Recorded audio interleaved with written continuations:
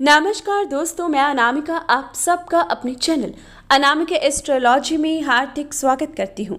आज हम बात करेंगे साल का पहला चंद्र ग्रहण कौन से देशों में दिखाई देगा, कौन से देशों में दिखाई नहीं देगा, किस समय पर ये ग्रहण लगेगा, इसका प्रभाव क्या है, आपकी राशि पर इसका प्रभाव क्या हो सकता है, कौन से कार्य आपको करने हैं, कौन से कार्य आपको नहीं करने हैं, यानी कि संपूर्ण चंद्र ग्रहण से संबंधित जानकारी आपकी राशि के लिए इस वीडियो में दी गई है, इसलिए ध्यानपूर्वक सुनिएगा। 26 मई 2021 साल का पहला चंद्र ग्रहण लग रहा है। दोस्तों, चंद्र ग्रहण एक खगोलीय घटना है। जब पृथ्वी सूर्य और चंद्रमा के बीच आ जाती है तो चंद्र ग्रहण पर पड़ने वाली सूर्य की किरणों को रोकती है और उसमें से अपनी छाया बनाती है। इसी घटना को चंद्र ग्रहण कहा जाता है और इसी दौरान कई प्रकार की हानिकारक ऊर्जा उत्पन्न होती है जो वातावरण को दूषित करती है, प्रत्येक जीव जंतु पर बुरा प्रभाव डालती है। लेकिन यही नकारात्मक ऊर्जा धरती पर रही पहले से नकारात्मक ऊर्जा का भी अंत करती है। जैसे कि लोहे को लोहा काटता है, इसी प्रकार से यह भी काम करती है। तो जरूर जानेंगे कि आपकी राशि पर इस बार ग्रहण का क्या प्रभाव पड़ेगा, क्योंकि दोस्तों इस बार कोई मामूली ग्रहण नहीं है। साल 2019 जनवरी के महीने में ऐसा ग्रहण लगा था और अब दोबारा से इस तरीके से ग्रहण लग रहा है, यानी कि खग्रास चंद्र ग्रहण। दोस्तों, साल 2019 में खग्रास चंद्र ग्रहण लगा था और अब 2021 में दोबारा से खग्रास चंद्र ग्रहण लग रहा है। अभी मैं आपको जरूर बताऊंगी कि खंडग्रास चंद्र ग्रहण और खग्रास चंद्र ग्रहण में क्या अंतर है। खंडग्रास चंद्र ग्रहण वह है जब चंद्रमा का पूरा हिस्सा नहीं, सिर्फ कुछ अंश ही ग्रहण के प्रभाव में आता है। लेकिन खग्रास चंद्र ग्रहण वह है जिसमें चंद्रमा का संपूर्ण हिस्सा ढक जाता है, चंद्रमा का संपूर्ण हिस्सा ग्रहण के प्रभाव में आ जाता है, यानी कि ये समय फुल लूनर एक्लिप्स लगने वाला है। जी हाँ दोस्तों, ये पार्शियल लूनर एक्लिप्स नहीं है, फुल लूनर एक्लिप्स इस समय 26 मई 2021 को लगने जा रहा है, जो इससे पहले जनवरी 2019 में लगा था। तो दोस्तों, आइए बात करते हैं कि खग्रास चंद्र ग्रहण किस किस देशों में दिखाई देगा। अगर सभी देशों की बात करें तो इस बार ये ग्रहण वैशाख पूर्णिमा के दिन यानी कि बुध पूर्णिमा के दिन रहेगा, जिसकी वजह से इसकी विशेषता अधिक है। और ये ग्रहण अमेरिका, उत्तर यूरोप, पूर्वी एशिया, ऑस्ट्रेलिया, प्रशांत महासागर के कुछ भागों में ये ग्रहण दिखाई देगा। लेकिन अगर बात करें भारत की तो ये ग्रहण भारत में खंडग्रास ग्रहण के तौर पर दिखाई देगा, यानी कि दोस्तों उपछाया चंद्र ग्रहण ही भारत में दिखाई देगा। और इसका अधिक प्रभाव या फिर जहां पे सबसे ज्यादा दिखाई देगा वह रहेगा भारत का पूर्वी हिस्सा, जहां पर यह ग्रहण उपछाया चंद्र ग्रहण के रूप में दिखेगा।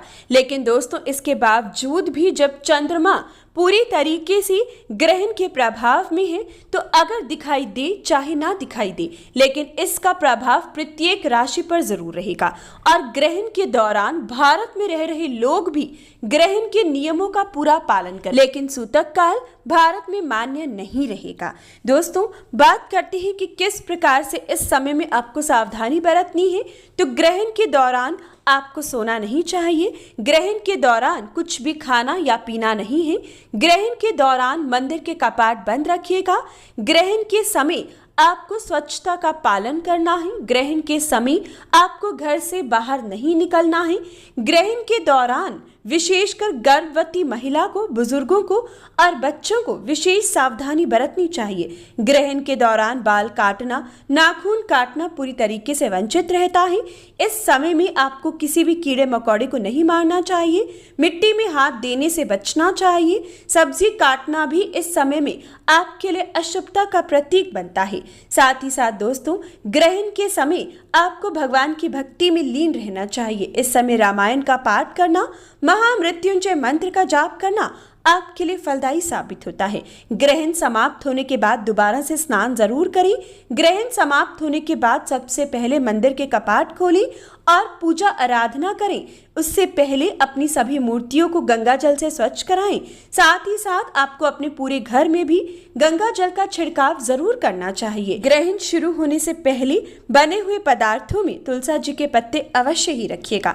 ऐसा करने से आप ग्रहण की नकारात्मक ऊर्जा से बच सकते हो और अपने परिवार को भी बचा कर रखोगे।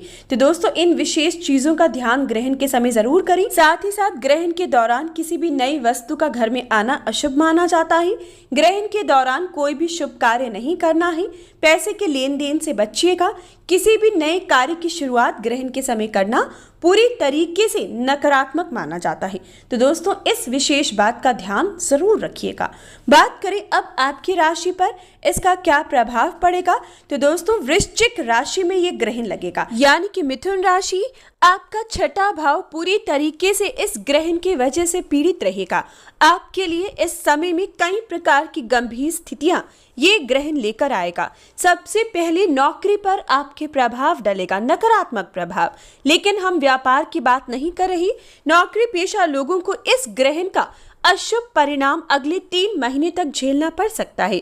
नौकरी छूटना, नौकरी छूटने का भय या फिर नौकरी के क्षेत्र में मान प्रतिष्ठा पर कोई झूठा आरोप लगना, कोई इंक्वायरी बैठना इस समय में देखने को मिल सकता है।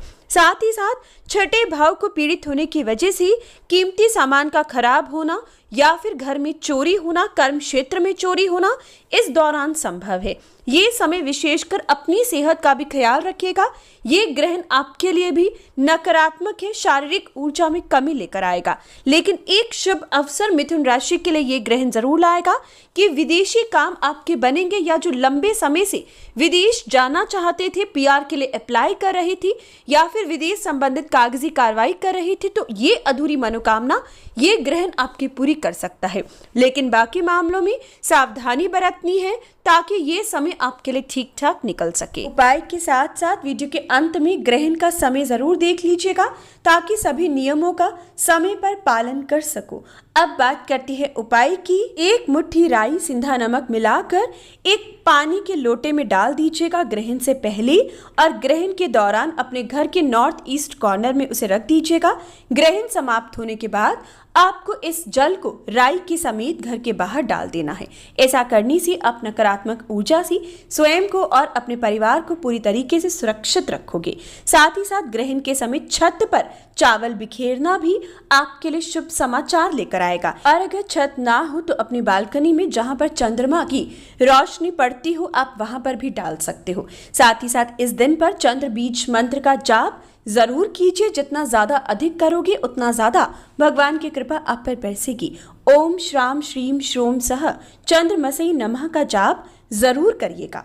तो दोस्तों, अब बात करते हैं समय की, किस समय पर यह ग्रहण लगेगा, क्योंकि इसी समय पर आपको सभी प्रक्रिया करनी है। तो छाया ग्रहण का स्पर्श दोपहर 2:17 और 42 सेकंड पर लग जाएगा। ग्रहण का स्पर्श दोपहर 3:15 पर लगेगा और ग्रहण समाप्त शाम 7:19 और 42 सेकंड पर हो जाएगा। तो दोस्तों, इस अवधि के बीच में ही आपको ये सभी चीज़ों का ध्यान रखना है और इन सभी प्रक्रियाओं को करना है। तो ये था आपके लिए आज की विशेष जानकारी। इन्फॉर्मेशन अच्छी लगी तो कमेंट बॉक्स में जय सिया राम जरूर लिखें। वीडियो को लाइक, शेयर और चैनल को सब्सक्राइब करें। धन्यवाद।